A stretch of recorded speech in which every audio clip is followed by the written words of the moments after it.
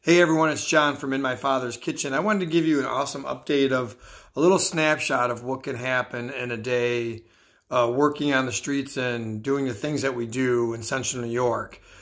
This morning, I received a message from a good friend of mine, Maria Sweeney, who was working with a young guy who was hospitalized for the last couple of months.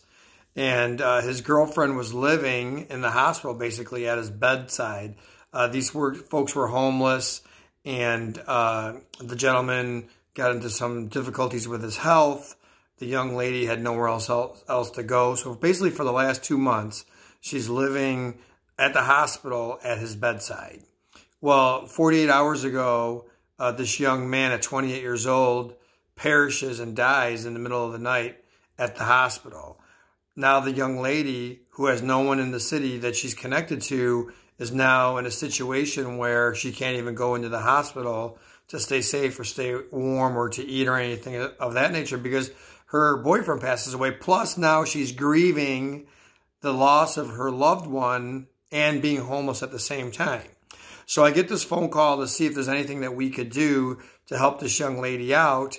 And I agree to meet with the young woman and Maria over at Dunkin' Donuts on Syracuse University on Krause Ave. So I get up there, I meet the young lady, we sit down, we start to have a quick conversation, and she found a way to get back home to where she's from, which is probably about 4 hours away or 3.5 hours away.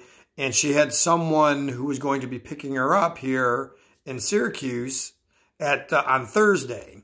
And she just needed somewhere to go, and she was trying to raise funds to get to a hotel. So this is where you step up to help us at In My Father's Kitchen, and together we're building hope and changing lives.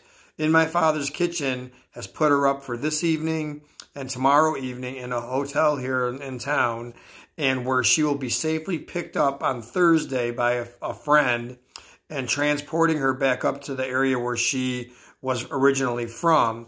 Even though she was in the middle of her suffering, in the middle of her grieving process, we were able to help her and bring a little bit of relief and a little bit of joy. And I can't give a shout out to the hotel at this time because I don't want anyone to know where the young lady's at. But you know who you are.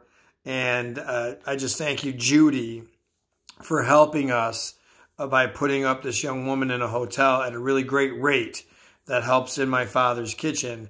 But I want to thank you, our sous chefs, for stepping up, especially during this Giving Tuesday. We've had this little fundraiser going, and we blew past our expectations. And because of that, we were able to do these out-of-the-box scenarios like we did today with a young woman, 33 years old, grieving the loss of her boyfriend, now in a real tough homeless situation. We were able to scoop her up, help her get to the hotel, have her safe for the next couple of nights in a really nice hotel at a really good price. And because of you, we were able to do that. So I just wanted to give you a little idea of what transpires. When I woke up this morning, I had no idea I was going to be helping a young lady get into a hotel to get off the streets in the middle of an emotional situation that was going on in her life. But because of your assistance and your connection with us, days like this are possible. So I want to say thank you. God bless you guys, and taste and see that the Lord is good all the time. Thank you.